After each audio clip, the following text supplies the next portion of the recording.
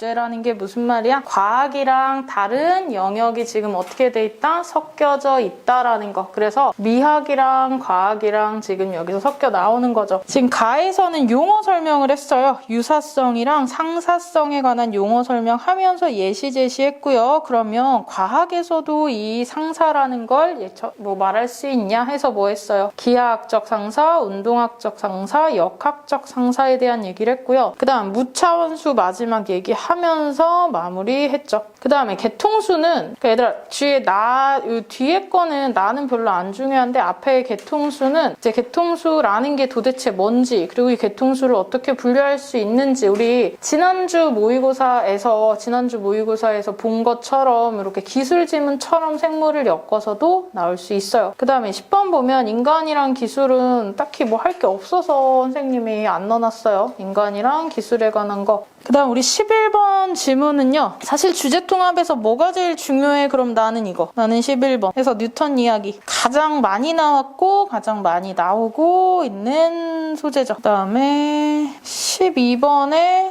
그다음에 이제 인간이 우주에 존재할 수 있는 이유. 그래서 최소한으로 뭐가 필요하냐. 그다음에 뭐 보편 상수에 관한 이야기, 우주 상수. 그다음에 지적 설계론, 다중 우주론, 핵심 용어. 그다음에 13은 뭐 없죠? 대중문화 해서 읽기 자료. 하면 우리 딱 6지문이 남거든요. 그래서 실전 1, 2, 3에서 사회문화, 과학기술, 인문, 그다음에 인문예술, 사회, 과학 이렇게 마지막 이제 실전 6지문이 나오는데 얘들아 광장은 우리가 하는 작품 중에 현대소설에서 가장 중요한 작품입니다. 1, 2학년 때 내신에서 만난 사람들은 광장을 봤을 거고 1, 2학년 내신에서 광장을 내가 만나지 않았다 하는 사람들은 광장은 조금 더 중요하게 중심적으로 봐야 돼서 그래서 요거는 좀 천천히 설명을 할게요. 일단 광장에서의 중요한 포인트를 3가지만 찝을 건데 첫 번째는 이데올로기라는 거야. 이데올로기가 뭐냐면 이데올로기를 보통 뭐 사상이다 라고 이제 하는데 사상까지 갈 것도 없고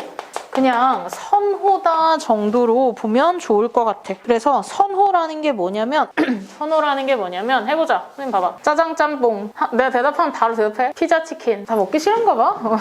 바로 대답해봐. 여름 겨울. 빨강 노랑. 빨강 노랑은 비슷한가? 빨강 파랑. 좋아하는 게 없구나 니네가. 이게 우리가 선생님 이거 질문을 몇 가지를 했는데 선생님이랑 남편은 다 달랐어. 10개 했는데 2개 똑같았어. 산, 바다. 산. 이런 식이었어. 근데 이게 선호야. 내가 더 좋아하는 정답이 있는 거야 없는 거야? 없지. 그럼 바다를 좋아한다고 해서 나쁜 거야? 산을 좋아한다고 해서 뭐 착한 거야? 이런 거 없어. 그냥 더 좋아하는 게 선호야. 이게 사상이에요. 우리가 지금 얼마 전에 투표도 했지만 각자 물론 우리가 이제 뭔가를 원하는 최종적인 목표는 정말 다 행복하고 정신건강, 몸건강, 뭐 부자 뭐 이런 것들 말고 그걸로 가기 위해서 어떠한 방향으로 가는지가 옳은지는 정답이 없는 거지. 내가 더 좋다고 믿는 게 선호인 거지. 그래서 이데올로기라는 단어가 나오면요. 그냥 사상이다. 선호 정도로만 기억을 하시면 좋고요. 여기서의 선호는 뭐가 되겠어? 사상은 뭐가 되겠어? 북이냐? 남이냐가 되겠죠. 두 번째 중요한 이유는 전후 소설은 왜 중요하냐면 전쟁 6.25 후의 소설들은 대부분 심리나 혹은 전쟁 소설들이 많은데 실제로 전쟁에 막 폭탄 터지고 뭐 잔인하고 이런 소설들을 우리가 직접적으로 배우지는 않아. 뭐 영화나 이런 부분에서의 소재로 많이 쓰이긴 하겠지만 실제로 우리가 배우는 부분들은 다 뭐야? 심리적인 것. 전쟁 때문에 사실 가족을 잃고요. 전쟁 때문에 심리적으로 모든 걸 주변 뭐 사람들이 환경이나 상황이 바뀌고요. 혹은 우리가 얼마나 가난해지고 얼마나 힘들어졌는지 이런 심리소설. 그 다음에 마지막으로 중요한 3번째 이유는 의식의 흐름이에요. 의식의 흐름이라는 건 뭐야? 딱히 주제 없고 딱히 목적 없는 이야기. 오늘 퇴근하면 집에 가가지고 밥을 먹고 좀 잘까? 나 할 것도 있는데 뭐 그냥 두서없이 흘러가는 이야기. 이 의식의 흐름 소설이 왜 어렵냐면 우리가 소설을 볼 때 지난주 했지만 이렇게 가잖아. 위기 절정이 있어. 갈등이 뚜렷하게 나와 있단 말이야. 근데 지금 우리가 보는 이 의식의 흐름에 광장도 그렇고 오상원의 유해도 그렇고 그 다음에 구보씨의 일일이라는 소설도 보면 내가 머릿속에서 막 엉키는 생각들이 두서없이 계속 나와. 그래서 그냥 그렇기 때문에 의식의 흐름 소설은 이 흐름이 이렇게 가는 게 아니라 뭐 이런 정도로 가. 그러니까 읽다가 사실 지쳐요. 우리 뭐 읽다가 막 싸대기도 한 대 때리고 막 읽다 머리끄댕이 잡고 이래야 우리가 재밌는 소설이라고 하는데 지금 여기서 이런 흐름들이 계속 이렇게 간다. 그래서 이렇게 끝나버리기 때문에 우리가 읽기가 쉽지 않죠. 실제로 이 최인은 작가는 명준이를 죽인 걸 되게 후회했다라는 인터뷰가 있었어. 얘를 죽이지 말고 얘를 자살시키지 말고 조금 더 행복한 결말을 내줄 걸 이라는 얘기를 많이 했다고 해요. 이제 그건 뒷이야기고 가봅시다. 선장뿐 아니라 뱃사람들도 쳐서 이 배의 그들 석방자들 동그라미. 그러니까 명준이죠. 어느 나름의 은근히 알아준다는 대목이 있다. 그 대목인 듯 그들 석방자들이 제 나라 어느 한쪽도 마다하고 낯선 땅을 살 곳으로 골랐다는 데서 제 나라에서 쫓긴 순환자 같은 모습을 저희들대로 그려낸 탓인 모양이다. 낯선 땅에 동그라미 치세요. 이 낯선 땅이 어디야? 중립국이야. 명준이한테 물었어. 야, 너 남한 갈래? 북한 갈래? 아, 다 싫대. 아, 남한에 오면 이렇게 잘해줄게. 싫대. 북한에 가면 이렇게 너는 행복하게 해줄게. 싫대. 그럼 어디 갈 건데? 나는 중립국에 갈 거야. 중립국에 가고 싶어서 간다는 뜻이 아니라 다 싫으니까 간다는 뜻이야.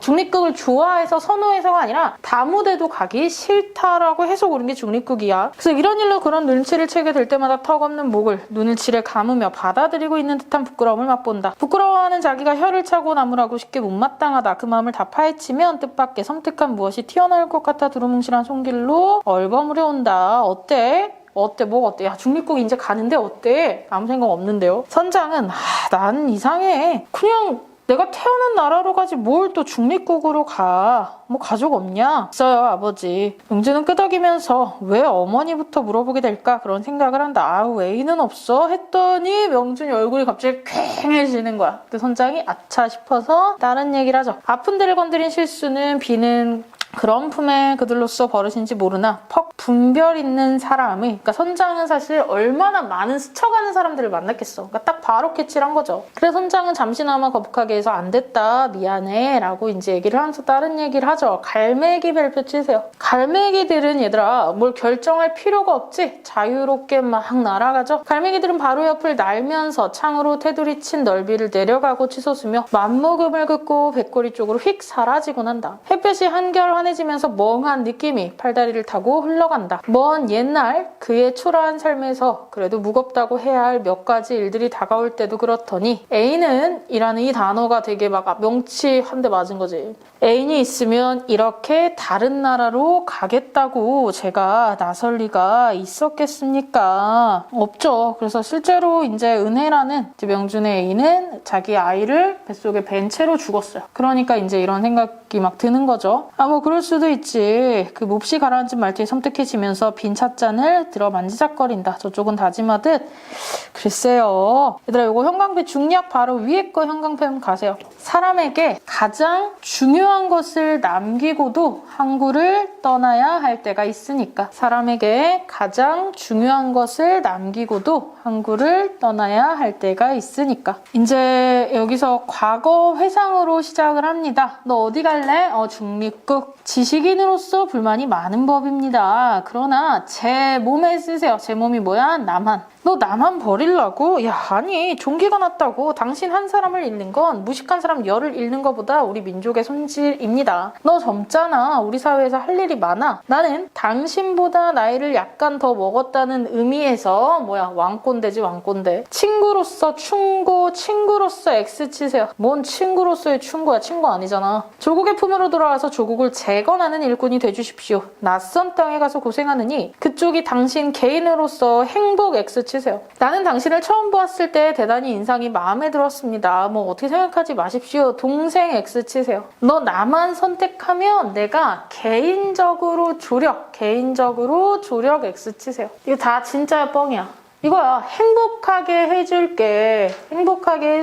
차라리 그럴 거면 한 10억 줄게. 얘들아 행복하게 해줄게가 좋아? 10억 줄게가 좋아? 10억 있으면 행복해지겠지. 그치? 그러니까 너무 이게 추상적인 말이라는 거야. 명준은 고개를 쳐들고 반듯하게 된 천막 천장을 올려다본다. 한층 가락을 낮춘 목소리로 중립국 잘 봐봐 얘들아. 한층 가락을 낮춘 목소리로 혼잣말 외듯 요거 형광펜 갈게요. 나직이 말할 것이다. 북한 애들하고 면담을 하고요. 남한하고 면담하는 장면은 없는데 이거는 지금 무슨 장면이야? 상상 속에서 추측하는 장면이야. 남한이랑 직접 만나서 이렇게 말한 건 아니고요. 북한 애들은 이렇게 얘기를 했으니 남한 애들은 아마 이렇게 얘기를 하겠지라는 상상이야. 설득자는 손에 들었던 연필 꼭지로 테이블을 뚝뚝 치면서 곁에 앉은 미국을 돌아볼 것이다. 형광펜. 눈을 찡긋하고 웃겠지. 겟 형광펜. 다 추측. 나오는 문 앞에서 서기의 책상 위에 놓인 명부에 이름을 적고 천막을 나서자 그는 마치 재채기를 참았던 사람처럼 어때요? 눈물 웃음 터트리고요. 준다고 바다 X 치세요. 이 바다가 행복, 개인적 조력, 친구, 동생 이런 거야. 사람이 마시기는 한 다발의 물 별표 치세요. 이 물이 차라리 뭐 1억 줄게가 더 현실적이란 얘기지. 물이 뭐야? 현실적. 준다는 것도 허용되고 가지거니 함도 철없는 일. 바다와 한 잔의 물, 그 이 사이에 놓인 골짜기와 눈물과 땀과 피. 그것을 셈할 줄 모르는데 잘못이 있었다. 세상에서 뒤진 가난한 땅에 자란 지식 노동자의 슬픈 환상. 과학 동그라미 마술 X. 우리가 X 친 것들 다 지금 똑같은 것들이야. 바다를 한 잔의 영생수로 바꿔준다는 마술사 X. 그들이 뻔히 알면서 권력이라는 약 X 말로 꼬인 게임을 어리석게 신비한 술잔을 찾아 나섰다가 신비한 술잔 X. 그래서 어떻게 할 거야? 나는 다 싫어. 그러니 그냥 나는 중립국으로 갈 거야 라는 거죠. 그래서 여기서는 지금 뭐라고 얘기를 하고 있냐면요. 북한은 광장이라고 이제 우리 다른 부분에 보면 나와 있고요. 남한은 밀실이라고 남아 있어요. 남한이 밀실이라고 표현된 이유는 갇혀있다는 뜻이 아니라 개인적인 공간이 있다는 뜻이야. 광장은 넓고 트이고 좋긴 하지만 내가 뭔가를 하는 걸 모두가 어때? 보고 있잖아. 그치? 그래서 북한을 광장으로요. 남한을 밀실으로 해서 이렇게 나오고요. 그 다음 오늘 하는 소설들이 다 좀 중요해. 지난주보다 오늘 하는 것들이 조금 더 중요합니다. 이 어둠의 혼도 같이 이 어둠의 혼도 똑같은 이데올로기야. 다만 명중 같은 경우에는 자기가 직접 서술을 했다면 이 어둠의 혼에서는 어린아이의 시점에서 관찰할 자 누구? 아버지를 관찰하는 입장이기 때문에 좀 더 뭐가 생겨? 독자야. 네가 생각해봐. 이게 맞는지. 여기서는 우리가 명준의 생각을 따라갔다면 여기서는 어린아이가 자기가 느끼는 걸 얘기를 해. 그럼 뭐 독자의 가치 판단이 더 중요한 작품이 되겠죠. 가볼게요. 그대로 이어서 몇 해 전 해방되던 날만도 아버지는 읍내 사람들과 장터에서 독립만세를 불렀어. 여름 한낮 태극기를 흔들며 기세껏 독립만세를 불렀어. 재작년 겨울에 무슨 법이 만들어지고서부터는 이 법이 뭐야? 국가안보법이야. 너 나라에 충성해. 싫은데요? 너 빨갱이구나. 그냥 딱 이런 느낌으로. 너 내 말 안 들으면 다 빨갱이야. 그럼 여기서 이 당시에 이제 뭐 5.18 뭐 이런 민주화운동부터 시작해서 우리가 빨갱이 공산당이구나 라고 취급을 받으면 어떻게 해요? 다 죽였고요. 가족들까지도 다 못 살게 만들었고요. 아예 배신자라는 낙인을 붙여줬단 말이야. 근데 아버지가 지금 그런 위기가 된 거지. 그래서 아빠 어때? 사라졌어. 밤중에 살짝 나타났고 또 사라졌고. 아빠가 도대체 뭐하고 다니는지는 잘 모른다. 장터마당 주위 사람들이 아버지를 두고 좌익질 세모 치세요. 이때 좌익질이 뭘까? 좌익질 한다면서 수근거렸고 수명도 왔다 갔지만 재작년 겨울이야. 벌써 2년 동안 아빠를 못 봤어. 그러면 봐봐. 어린아이 입장에서는 아빠가 나라를 위해 이렇게 애쓰시니까 나는 너무 감동적이야. 아니면 아빠가 가족을 버렸구나요. 아빠 없으니까 힘들어. 아빠가 가족을 버렸구나라는 이 생각이 계속 드는 거지 사실은. 누가 시켜서 하는 일인지 스스로 무슨 일을 꾸미는지에 관해서 아버지에 관해서 아무도 말을 안 해줘. 쌀 한 톨 생기지 않는 일 가로로 치세요. 이게 지금 뭐야? 어린아이의 시점에서 얘가 보는 공산주의는 돈도 안 생기는 걸 도대체 왜 하냐. 하나 더 할게요. 치숙이라는 작품이 있어요. 일제강점기를 배경으로 하고 똑같이 어린아이를 시점으로 해요. 거기서 뭐라고 나오냐면 우리 삼촌은 백수야. 그래서 내가 알바하는 공장의 사장님이랑 내가 친해가지고 사장님한테 우리 삼촌 백수인데요. 근데 내가 일하는 공장의 사장님은 일본인이야. 그래서 삼촌 우리 공장에 우리 이제 내지인이라고 하죠. 우리 일본인 사장님한테 잘 말해가지고 거기서 일하게 해줄게요. 삼촌은 이제 뭐라 그래. 너무 사실 어린아이니까 얘한테 이걸 설명할 필요가 있어 없어? 없지. 그냥 허허하고 말아. 근데 어린아이 입장에서는 어때? 삼촌은 개백수야. 왜 저러고 있는지 모르겠어. 이렇게 계속 심리가 되는 거지. 근데 우리는 알고 있죠. 그치? 일제강점기에 일본인 공장에서 일할 수 없는 이유랑 그 다음에 이렇게 6.25 전후에 막 공산주의라고 막 핍박받던 이 시기를 아이들 입장에선 이해할 수 없는 거죠. 그 다음에 아버지가 하는 일은 읍내 유식군 이모부님조차 어때? 알면서 모르는 채 하는지 말을 안 해. 봄철이 되면 꽃이 피는 이유를 꽃이 향기를 어떻게 만드는지 내가 모르듯 이 세상에는 얘들아 이거 형광등 가세요. 아직 내가 알 수 없는 일이 너무 많았다. 이게 뭐다? 어린아이의 시점이다. 초등학교 2학년 때였다. 나는 아버지와 들로 산책을 나간 적이 있었고요. 안개도 자우룩한 초여름 새벽이었다. 이슬에 바짓가락이를 적시며 아버지와 나는 들길을 적었고요. 얘들아 초등학교 2학년 때였다. 과거 회상. 그래서 이제 청개구리를 잡더니 이 청개구리가 상징하는 건 누구야? 아빠야. 그래서 여기서의 지금 청개구리는 아버지를 상징해요. 내 입장에서는. 그래서 잡고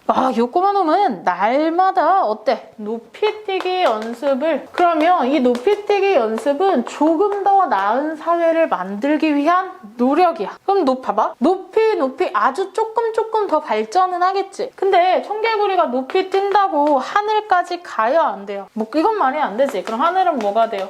이상 세계지. 어느 정도까진 갈 수 있겠지만 하늘까지 도달할 수는 없다라는 거지. 와 그럼 아빠 하늘에 닿겠네요? 아니지. 여기 잘 봐봐. 하늘에 닿아보려 뛰지만 하늘에 닿지는 못해. 왜? 하늘은 끝이 없으니까. 그럼 청개구리는 어떻게 해요? 죽을 때까지 뛰겠지. 그러니까 아빠는 지금 어때? 청개구리처럼 계속 뛰고 있는 거야. 99, 100. 나는 벌써 100까지 세웠다. 어머니는 나타나지 않고 있고요. 나는 장터마당으로 가는 다리 쪽에 눈을 주고 나무다리는 바닥에 구멍이 숭숭 떨리고 사람이 지나갈 때 삐거덕 소리를 나고 찌그덕거리고 다리 건너에서 만수 동생이 볼록한 배로 혼자 제기차기를 한다. 와 쟤네 집도 우리 집만큼 가난한데 밥 오지게 먹었나 봐. 배가 볼록볼록해. 봐봐. 가로 칠게요. 우리 집은 왜 가난할까? 가로 치세요. 이거 뭐야? 어린아이의 시점인 거지. 이상해. 다 아버지 탓이다. 가로 치세요. 아빠는 농사꾼 장사 월급쟁이도 아니고 도대체 뭐지? 누나가 울어요. 누나는 집이 떠나가란 큰 소리로 울고요. 장독대에 어둠이 내렸고요. 어두워진 뒤에 대추나무를 보자 열흘쯤 전날 중간중간 과거의 상신이 나오죠. 순경들이 와서 야 아빠 어디 갔어? 역사를 틀어주며 소리쳤다. 다른 순경이 어머니 허리를 걷어차고요. 아버지를 잡지 못했고 어머니 머리채를 잡아 끌며 순경이 떠나자 우리는 막 울었어. 그날 밤 누나는 큰 소리로 울었다. 누나의 울음이 무섬기를 덜어주었다. 누나는 울다 지쳐 잠이 들었고요. 분선이와 나는 서로 껴안은 채 밤새 소리 죽여 흐느꼈고요. 울기조차 못했다면 아마 우리는 죽었을 거야. 그치? 근데 이제 그때 내 생각은 그때 또 어린아이 시점 계속 지금 가로치면서 갈게. 그때는 무슨 생각을 했냐면 아빠가 차라리 죽었으면 좋겠다. 죽어뿌리라 어디서든 콱 죽고 말아뿌리라 가로. 나는 아버지를 두고 속말을 되씹었다. 순경들이 뜬금없이 한밤중에 집을 뒤졌고요. 막 학교도 안 가고 어머니 풀려났고 엄마는 막 피멍이 들었고 그러나 이제는 순경들이 집 안으로 밀려닥치지 않을 것이다. 왜? 아빠가 잡혔고 총살당한대. 아버지가 돌아가시고 나면 사람들은 우리 집을 빨갱이 집 X 치세요. 더 이상 그렇게 부르지 않을 거야. 대추나무 뒤쪽 하늘은 짙은 보라색 세모 치세요. 좋은 의미 아니야. 짙은 보라색은 사실 얘들아 보라색은 뭐야? 시체색이지. 그치? 멍든 색이지. 나는 보라색 싫어. 어머니 젖꼭지 색깔도 싫고 보라색은 어쩐지 아버지가 바깥에 숨어다니는 그 일과 어머니의 피멍 세모 치세요. 그 옅은 보라에서 짙은 보라 다 어두운 별표 치자. 얘들아 제목이 뭐였어? 어둠의 혼이었지. 이 어둠이야. 아주 진한 보라의 어둠이 되는 거죠. 이 세상에 밤이 있으려 참으로 무섭다. 밤이 없는 곳이 있다면 나는 늘 그 땅에서 살고 싶고요. 아버지는 어둠 별표 치세요. 총살당할 거고 아마 다들 그렇게 죽을 거다라고 얘기를 하는 부분이 여기 나오고요. 그 다음에 이제 이 뒷부분 얘기 살짝 해주면 아버지가 그러고 죽어. 근데 이제 시체를 확인해 줄 사람도 물론 필요하긴 하지만 왜 그랬는지 모르지만 이모부가 나를 데리고 와서 경찰서에 아버지 시체를 확인시켜줘. 그러니까 아빠가 죽은 걸 내가 확인한 거지. 그걸 보는 순간 내가 무슨 생각이 드냐면 옛날에 청개구리 얘기처럼 아빠가 강물은 계속 흘러가니까 인생도 우리도 그렇게 열심히 흘러가는 대로 살아야 돼 라는 얘기를 생각을 하고 열심히 살아요. 그러고 나서 그러고 끝나. 근데 내가 왜 도대체 이모부가 나한테 그때 아빠를 보여줬지? 라는 건 이제 답이 없이 끝나버려요. 열린 결말로. 그 다음에 넘어갈게요.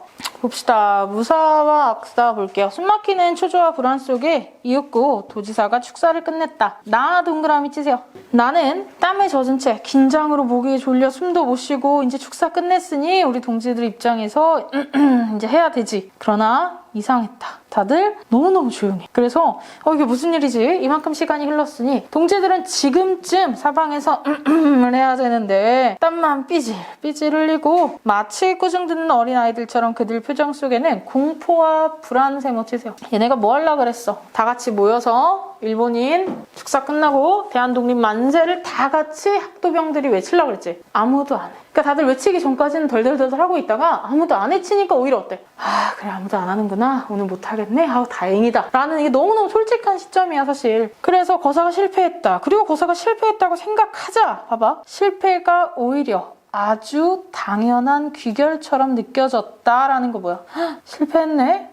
어쩔 수 없지 뭐. 그치? 그동안 불안과 공포했던 자신이 나는 너무 우스꽝스러웠고요. 그러나 바로 조선 반자이라고 조선 만세를 외치죠. 기범이 별표 치세요. 기범이가 결국 이렇게 외친단 말이야. 그치? 그러고 나서 그러니까 기범이는 되게 똑똑하고 정말 약간 현실주의자고 다만 현실주의자기 때문에 어때? 좀 친일스러운 배신을 할 때도 있었어. 사실 뒤에 부분에 이제 가가지고. 그래서 이제 기범이 갑자기 만세를 외쳐. 근데 봐봐. 한 명이 만세를 외치면 만세를 외쳐야 만세 퍼져서 다 되는 거지. 조용해. 그러니까 다들 어때? 기범이 뒤졌다 이제. 다 이러고 있는 거지. 시간이 흘렀다. 아주 긴 시간인 것도 같고 아주 짧은 시간인 것도 같았다. 식장의 경비를 맡고 있던 현병들은 칼자루에 손을 대기 시작했고요. 근데 기범이 다시 뭐라 그래? 니폰 만세를 외치지. 침묵은 또 계속되었다. 왜? 저 새끼 뭐야? 하고 쳐다보고 있지. 그땐 이제 세 번째 대동아 만세를 외치죠. 그러고 끝났다. 자, 여기서부터 봅시다. 이 세 번의 만세로 깨끗이 해소되었다. 첫 번째 만세로는 동지들의 체면을 세워주었고 어쨌든 약속은 지켰지. 두 번째, 세 번째로 만세로는 우리가 다 죽을 수 있었어 사실. 그치만 살려준 거지. 나는 사건이 끝난 한참 후에야 기범이 어째서 거사의 중임을 자청했는가를 깨달았다. 그는 사전에 이미 거사가 실패할 걸 예견했고 만약에 성공할 기미가 보였다면 처음부터 거사를 실패시킬 목적인 배신자네. 그쵸? 기침 소리가 들리더군. 그래서 나은 계획대로 만세를 불렀지. 첫 번째 만세는 잘 된 것 같은데 뒤에는 그냥 한 거야.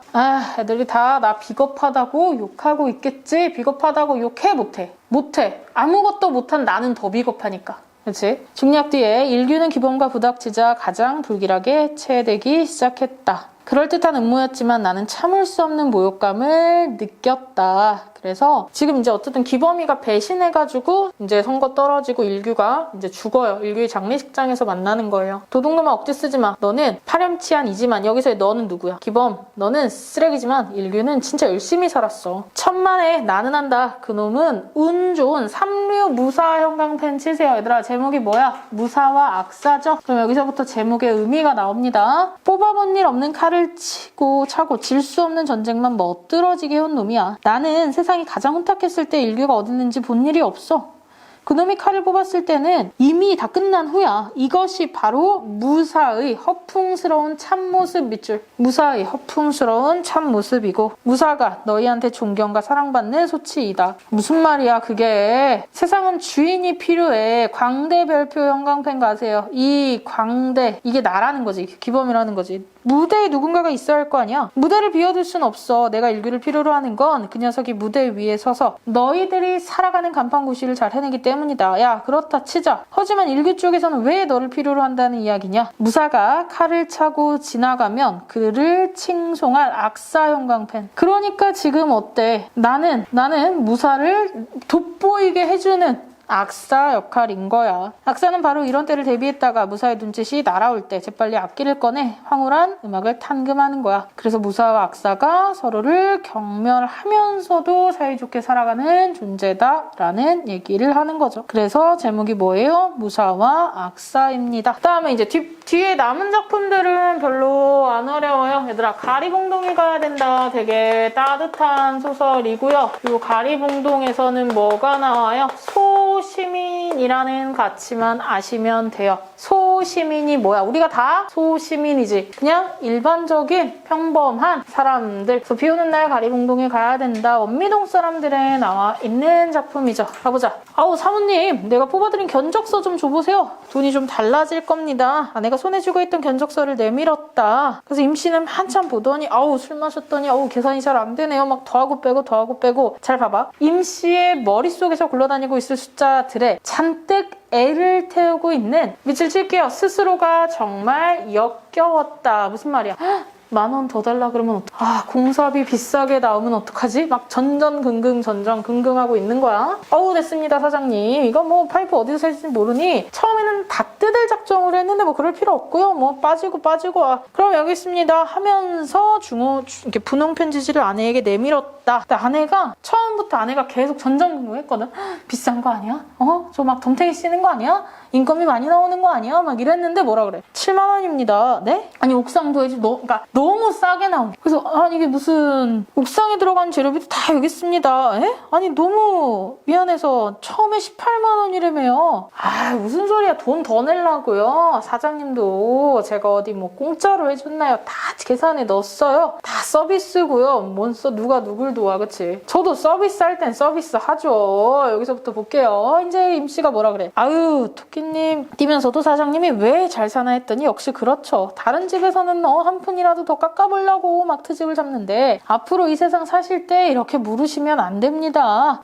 빨리 그냥 우리 연탄이나 좀 갈아주세요. 임씨가 아내가 내민 7만 원을 주머니에 쑤셔놓고 자리에서 일어섰다. 그는 1층 현관까지 내려가 임씨를 배웅하기로 했고요. 어두워진 계단을 앞에 가니 뒤에 가니 하면서 수고했다라는 말도, 그 고맙다라는 말도 그 아내의 서비스에 대한 대면 너무 초라하지 않을까 하면서 이제 술 한잔 하면서 무슨 얘기해. 임씨가 연탄값을 스웨터 공장 사장에게 이제 줬는데 그 80만 원을 떼먹힌 거야. 그래서 다른 날, 비 안 오는 날은 얘들아, 비가 안 오는 날은 계속 일을 해야 되잖아. 그러니까 비가 오는 날은 공사판 일을 못하지. 그러니까 그 비 오는 날은 80만 원 돈 받으러 가리봉동에 가야 된다는 거야. 그래서 제목이 비 오는 날 가리봉동에 간다는 거죠. 형씨, 이제 형씨로 호칭이 바뀌었죠. 많이 친해졌어요. 집이 있으니 걱정할 거 없어. 근데 사실 나도 가난해. 이 집도 좋은 집이 아니어서 계속 수리를 하는 거죠. 뭐 저것도 집인가? 이번엔 또 무슨 가타를 일으킬 건지 시도 때도 없이 돈을 삼키는 허술한 집이라고 대꾸하려다가 말 안 했어요. 우리는 6식구가 지하실 방에 살고 있어요. 가리봉동 그 새끼는 맨션 아파트 세모치세요. 돈 없다고 하는데 어때? 맨션 아파트에 살고 있단 말이오. 임씨는 주먹을 흔들며 맨션 아파트라고 외쳤는데 그 손에는 꼭 맨손 아파트처럼 들렸다. 돈 받으러 갈 시간도 없고 마누라는 마누라대로 벽돌 공장 가고 나는 나대로 살고 참 우리 같은 이 가난한 사람들은 임씨가 또 막 화를 내면서 참고 살면 이제 위로가 돼야 안 돼. 안 되죠. 임씨의 기세에 눌러 그는 또 말을 맺지 못하고 입을 다물었다. 나중에는 임씨 역시 맨션 아파트에 살게 되고 달걀 후라이쯤은 역겨워서 곰국은 물배만 채우니 싫어서 음식 타박에 비 오는 날에는 양주나 찔끔거리며 사는 인생이 될 것이다 라고 밑줄 칠게요. 말할 수 없었다. 열심히 노력하면 잘 살 수 있다고 말할 수 있어요? 없죠. 그는 임씨의 핏발선 눈을 마주보지는 못했고요. 엉터리 견적으로 주인 속이는 일꾼이라고 종일토록 의심하며 손해볼까 두려워 국리를 거듭하던 꼴을 눈치채지는 않았는지 아무래도 술기운이 확 달아나 버리는 느낌이었다. 제 아무리 탄탄한 라면가락으로 유지되는 사나이의 몸뚱이는 이미 술 앞에서 막 기운을 잃고요. 어떤 놈은 뭐 어쩌고 저쩌고 해도 막 이러는데 왜 나는 이렇게 가난하냐 하면서 이제 끝나죠. 뭐 사실 더 나아지는 건 아니지만 그냥 뭐 이런 삶이 있다 하면서 나도 어때? 임씨에게 연민을 느끼면서 끝나죠. 그 다음에 투명인간 갈게요. 얘들아 수능 끝나면 투명인간 책 한번 읽어봐. 재밌어. 투명인간은 사실 한 권으로 나와 있는 책인데요. 생각보다 책 되게 재밌는데 사실 시험 기간에 읽으면 다 재밌지. 수능 끝나고 한번 읽어보세요. 지금 보자. 지금 너에게는 너는 백수야, 백수. 이름이 백수야, 백수. 아무런 흥도 없다. 너는 금강석, 단단한 심심해. 가족이 너 때문에 무엇을 희생할까 염려해 혼자 힘으로 입시내려는 의지로 뭉쳐 있었다. 그런데 왜 네가 이국에서 풍토병 X 치세요. 근데 네가 왜 죽어? 라는 거죠. 그러니까 지금 첫째인 백수는 너무 똑똑해가지고 이제 서울대 갔다가 베트남전에 이제 참공했다가 거기서 죽어서 시체가 이제 뼈 가루고 온 거야. 이제 둘째 아들이 있어요. 만수는 너무 이제 훌륭한 형 밑에서 이렇게 지내다가 갑자기 형이 죽으니 가족들이 어때? 엄마 아빠 무너졌죠.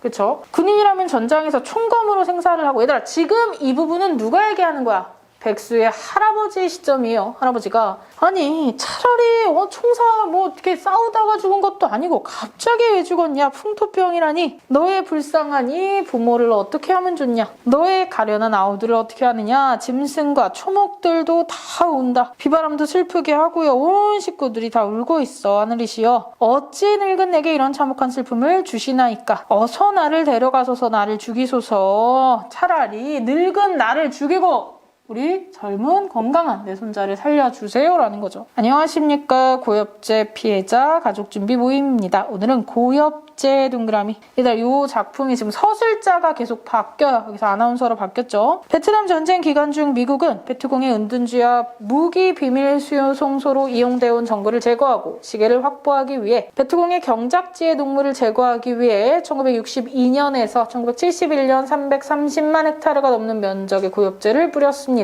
근데 이거 어떻게 했어요? 마지막. 하지만 일부는 인간의 손에 의해 직접 가루 형태로 구석구석 효과적으로 뿌려졌으니 인간 누구야? 이게 한국인입니다. 결국 뭐 때문에 죽은 거야? 고엽제 때문에 죽었죠. 할아버지는 이제 그 다음 서술자는 누구야? 여동생이야. 할아버지는 평생 술 한 잔을 마신 일이 없었어. 그런데 오빠의 죽음을 전해준 우체부가 다시 저녁에 집으로 왔고요. 그래서 할아버지는 이제 유태백네 집까지 가서 술 먹고 뻗었지. 만수 데리고 갔지. 할아버지를 양쪽에서 부축해오는 집으로 돌아오는 내내 백수야 이제 어떡하느냐 하면서 만수야 이제는 네가 기둥이다. 이제는 오직 너뿐이다. 잘 봐봐. 만수는 떨고 있었다. 그러면서도 고개를 끄덕거렸다. 왜 본인도 알아. 형이 없으니까 자기가 책임을 져야 된다는 걸 알죠. 기둥이 부러지고 쓰러져가는 일밖에 남지 않은 집구석에 새 기둥이 무슨 소용이며 천장은 뭐고 바닥은 뭔가. 나는 입술을 깨물어서 울었다. 그 다음 서술자는 이제 누구야? 만수예요. 대학에 다니던 형이 월남에 갔다가 한줌 제가 오고 우리 집은 이제 침묵이 됐고 형에 관한 모든 이야기는 금기, 월남, 군인 다 금기. 우리는 살아있지만 죽은 존재처럼. 할아버지는 아파서 계속 누워있기만 하고 할머니는 그런 할아버지를 간호하는데 모든 힘을 쏟고 있고요. 아빠는 일만 했고 엄마는 계속 울고 있고 저녁에는 어두워져도 불을 켜지 않았다. 석유를 사오던 형이 생각나서인지 아버지가 불을 켜지 못하게 했고요. 우리는 밥 먹고 숙제도 못하고 그냥 계속 집에서 어때 바람소리 같은 한숨과 신음을 내뿜었다. 공부 잘하면 뭐해. 형 공부 잘했지. 효도하면 뭐해. 근데 죽었지. 글 잘 쓰면 뭐해.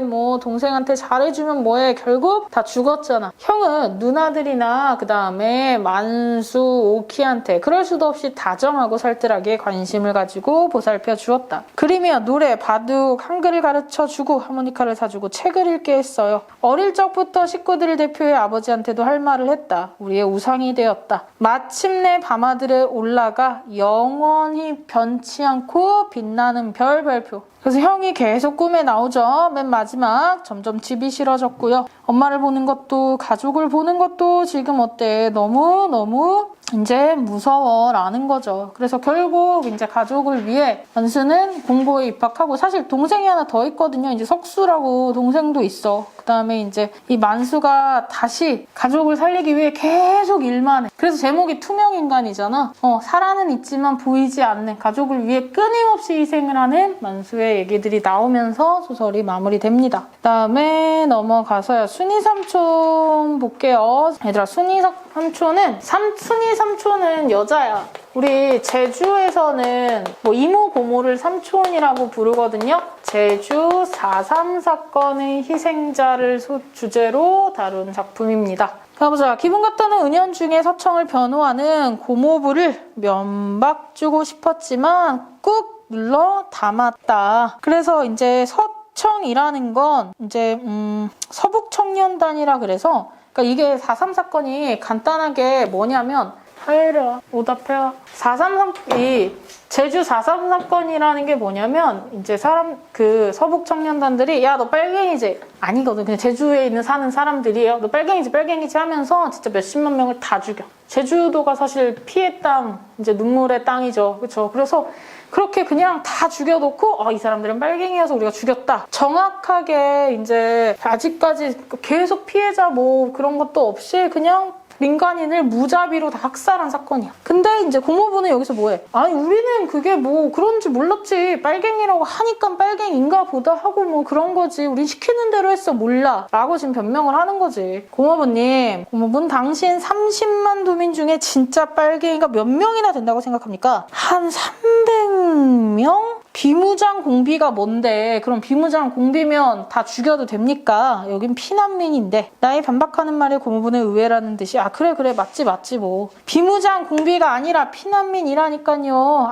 그래 맞아. 근데 그땐 산에 올라간 사람은 다 폭도로 봤어. 굴 속에 있는 사람들은 영 행색이 말이 아니어서 너무너무 어때? 너무너무 불쌍해 보이니 아마 비무장 공비란 것이 동굴 속에서 비참한 꼴로 발견되니까 구호물자를 준비한 갱생원 차려놓고 선무공작 동그라미 치세요. 이제 구호물자를 준비해서 도와줄게를 한 거야. 그랬더니 이제 내가 뭐라 그래? 그럴 거면 처음부터 도와주지. 왜 다 죽였냐는 거죠. 폭도도 무섭고 군경도 무서워서 산으로 피한 사람들을 다 죽이면 이게 원래 정치 7의 군사 3인데 뭐 다 죽였지 뭐. 떼죽음 당한 마을이 어디 우리 마을뿐이던가. 이 섬 출신이거든 아무나 붙잡고 물어봐. 필시 그의 가족 중에 한 사람, 사촌 중에 한 사람 다 죽었다는 거야. 군경전사 몇백과 무장공비 몇백을 빼고도 3만 명 세모 치세요. 그냥 다 죽인 거지 다. 이게 도대체 그렇다고 전쟁이어서 죽인 것도 아니고 같은 민족들끼리 다 죽인 거지. 그러나 누가 말해도 그건 명백한 죄악이었다. 그런데도 30년 동안 한 번도 아무도 말한 적이 없어. 왜냐하면 당시의 군 지휘관이나 경찰 간부가 아직도 권력 주분에 머문 채 나가떨어지지 않았으리라고 솜사람들은 믿고 있었고요. 또 말했다가 또 빨갱이로 몰릴 것이 두려웠고 하도 무섭게 당했던 그들인지라 겁을 먹고 있는 것이다. 얘들아, 실제로 가족들이 죽는 걸 자기 눈앞에서 본 사람들이야. 그러니까 우리가 생각하는 그 두려움보다는 훨씬 더 큰 공포인 거지, 이 사람들은. 섣달 여들의 그날 해질녘이 다 돼서야 군인들이 떠난 다음에도 마을 사람들은 울고 또 울고 그러고 있었죠. 그 위로 불타는 마을의 불빛이 밀려와 땅거죽이 불게 되고 물들었다. 교실창이 이내 벌겨졌고 다 울고 그날 밤 사람들은 한기를 추워서 교실로 몰려 들어가 서로 안고 밤을 지새웠는데 또 혼났어. 왜? 한 번은 마을 대밭에서 타면서 마구 터지는 폭죽 소리를 총소리로 이제 후유증이 생긴 거죠. 또 한 번은 죽은 줄만 알았던 이제 순이 이모가 와가지고 두드렸을 때 왜? 위에 시체들이 막 쌓여 있었던 거야. 길수영이 가서 소매를 잡고 끌어도 막무가내로 뿌리치며 웅크리고 있었다. 울지도 않았다. 왜? 그 전쟁에 대한 트라우마 때문에 약간 단 정신이 미친 사람으로 나타나서 다시 우리에게 돌아온 거죠. 그쵸? 그래서 나는 어때? 이 고문당한 순이 삼촌을 보면서 순이 삼촌 사실 그 4.3 사건이 일어나고 그 이후부터 30년을 순이 삼촌이 살았지만 내 생각은 어때? 이미 순이 삼촌은 그 30년 전에 정신이 죽어버렸잖아. 죽은 사람이구나 라는 생각을 하는 거죠. 그리고까지 보고 보자. 극수필 주제만 좀 잡고 가면요. 흥보가는요. 흥보가는 판소리죠. 그래서 중중모리, 안일이, 휘모리, 그 다음에 진양조에서 안일이 사설투, 그 다음에 진양조에서 우리가 판소리에서 잡아야 되는 포인트는 뭐냐면요. 흥보가죠. 그래서 이 판소리라는 건 조선 후기 양반을 풍자하거나 혹은 조선 후기 시대상에 대한 풍자, 그 다음 플러스 뭐가 나와요? 해악과 같이 나오고요. 그 다음에 율문체라는 건 뭐냐면 문체가 운문과 산문으로 운율이 있는, 왜? 가잖아, 노래잖아. 그러니까 운율이 있는 형식으로 나온다는 거고, 하나만 더 볼게. 장면의 극대화라고 해서 간단하게 말할 수 있는 걸 확장적 문체로 자세히 구구절절 설명을 해준다라는 거죠. 그래서 흥보가 어차피 내용은 우리가 다 알잖아. 그치? 근데 우리가 이제 하나 알아야 되는 거. 겉으로 드러난 표면적 주제는 뭐야? 형제 간의 우애죠. 하지만 실제로 숨어있는 이면적 주제라는 건 뭐야? 조선 후기의 빈부격차. 가난한 흥보와 부자, 놀부의 차이. 이게 더 중요한 주제죠. 그 다음 2강에 하회별신구탈놀이 있죠. 하회별신구탈놀이는 조금 더 얘보다 더 심한 이유가 뭐가 있어? 탈쓰지. 익명성이 보장이 된 거야. 그래서 더 욕할 수 있어. 대놓고 욕할 수 있는 거지. 양반에 대한 풍자가 뭐 때문에? 탈 때문에 더 강조되었다. 다 지금 뭐예요? 서민문학이죠. 그 다음에 산성일기는 나오면 하나만 잡으면 돼. 이거 화친, 항복할 거야, 안 할 거야. 이제 나눠, 입장을. 항복한다는 애와 항복하지 않는다는 애로. 산성일기니까 실제로의 일기죠. 그래서 병자호란에 대한 이야기고. 그 다음 네 번째 포화옥기는 뭐래? 우리는 막 힘들다고 투덜투덜하고 살지만 실제로 노비는 어때? 별로 투덜거림 없이 주어진 삶에 만족하면서 살지.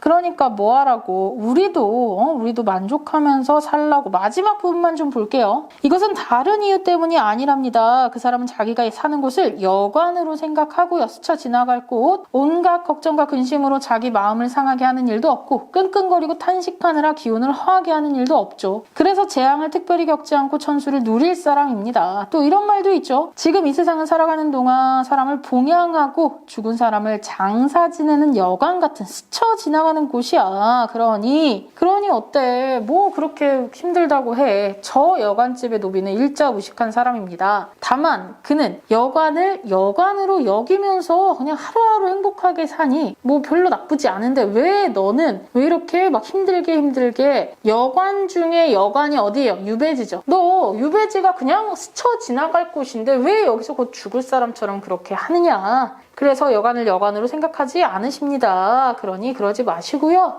곧 이 유배가 끝날 거니 스쳐가는 공간으로 생각을 하십시오. 라는 내용입니다. 별 거 없죠? 해서 여기까지